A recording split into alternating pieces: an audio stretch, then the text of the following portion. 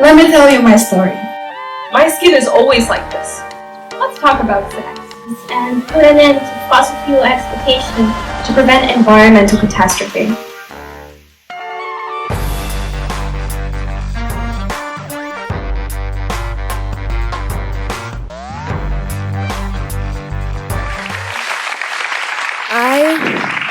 I'm really angry with you,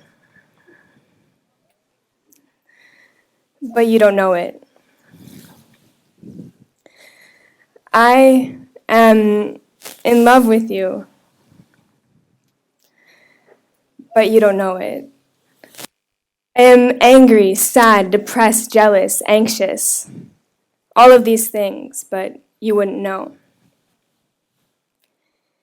It's because I don't show it.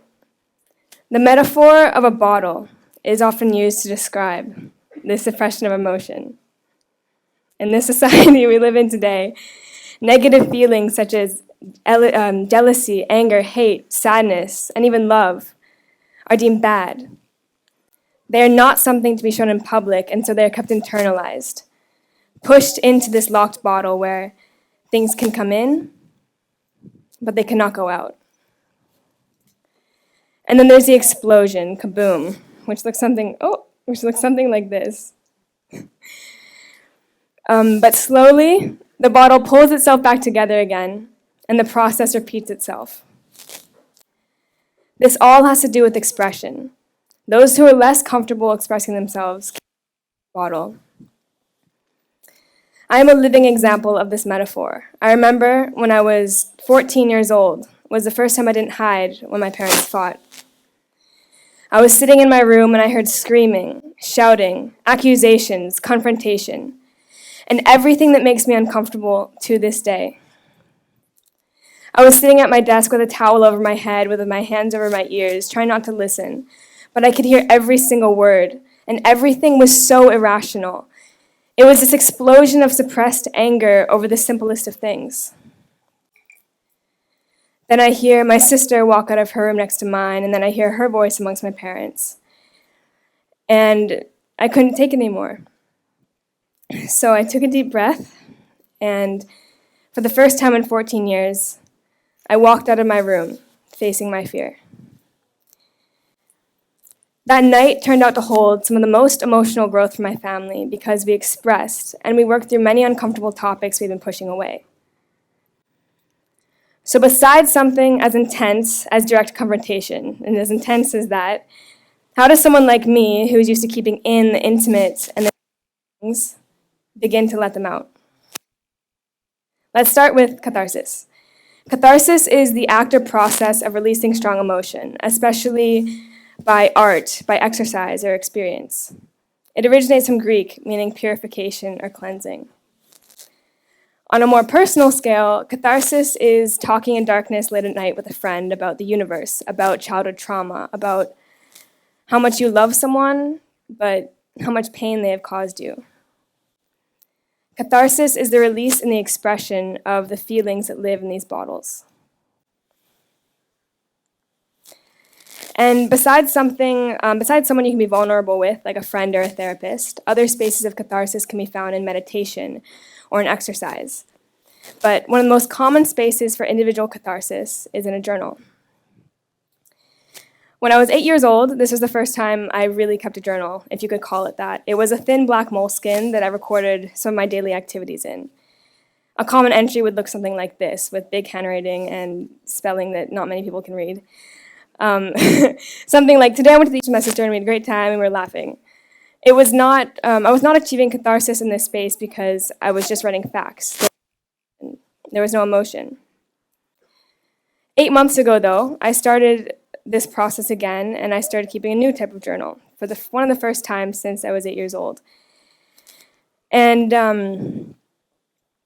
it was something that I had just picked up, and I placed no expectations on. It was a space that I could go and I would draw, paint, write, rip things, tear things, take it all apart and tape it back together.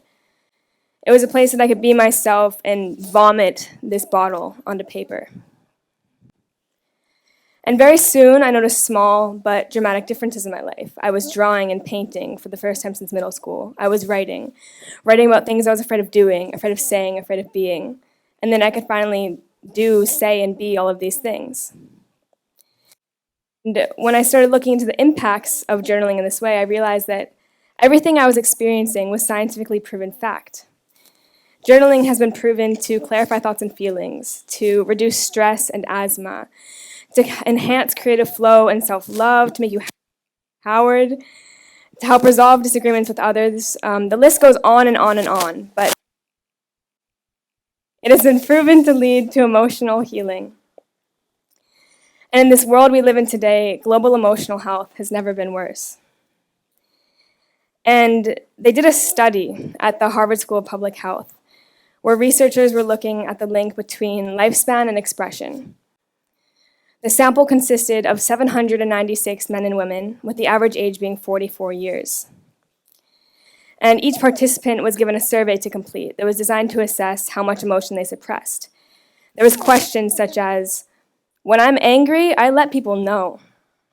And I try and be pleasant so that others don't get upset. 12 years later, they completed this same survey with the same participants, but in that time, 111 of them had died. And they'd all died from heart disease or cancer. 111 out of 796. When the researchers looked into this, they realized that every single one of those people who had died were the ones with the highest levels of emotional suppression. Now, there was lots of continuous research, but the basic conclusion was that those who suppress their emotions are 135% more likely to die prematurely than those who do not, and to die from an issue related to the heart. And this suppression that is spoken of does not necessarily have to be some huge secret you've been keeping in your entire life. It really resides in the simple things. It's not expressing frustration when a friend or a partner does something. It's the simple things that lead to resentment. So this new knowledge that I had done while I was researching got me really excited about what I was experiencing. And I was trying to get any chance I could to look at little glimpses of friends' journals, but they never really let me see anything. And I was going home and looking at blogs and websites where artists are posting their travel journals or pages every week, something like this. I wanted more. So I created a Facebook page called Intimate Exposure, where people could anonymously submit pictures of pages from their personal journals. And the reason for the name is that these people are so intimate. They are a raw expression of oneself, and by submitting them to this page, they're exposing a very vulnerable part of themselves. And at first, I didn't really receive many submissions. In the first few months, I probably got about 5. And I had set the goal of myself for 100. But as of yesterday evening, I've received over 200 submissions from 18 different countries and from ages ranging 14 to 54.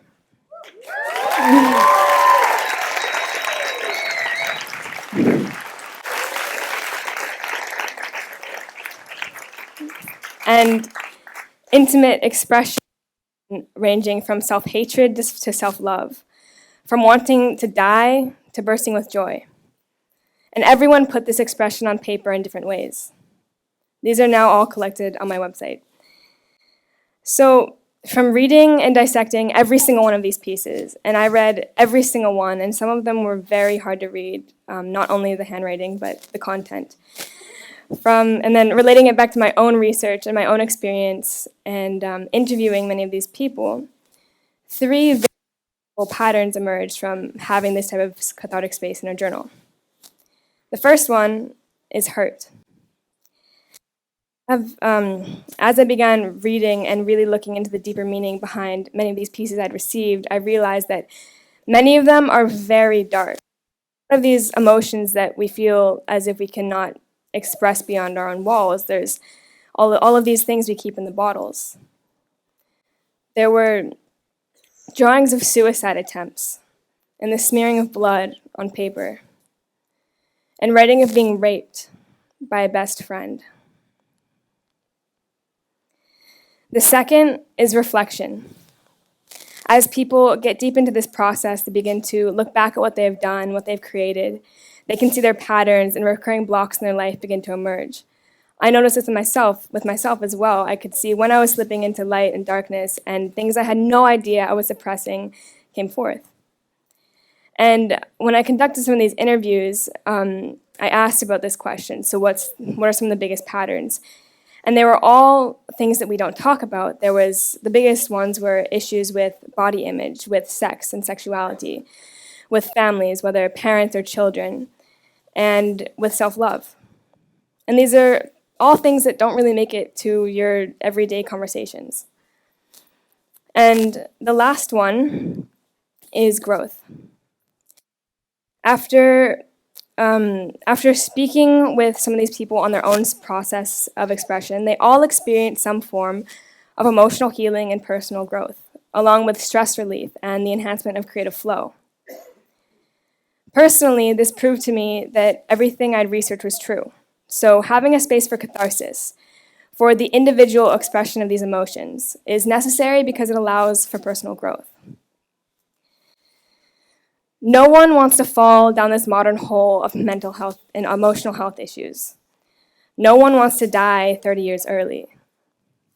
But we all keep something inside of us. Now, I could tell all of you to go home and start keeping a journal. I could tell all of you to go home and write down 5 things you're not expressing. But not all of you are going to do that. So I want you to take this moment, right here, right now, and think about one thing that you are suppressing, one thing that you're not facing inside of yourself.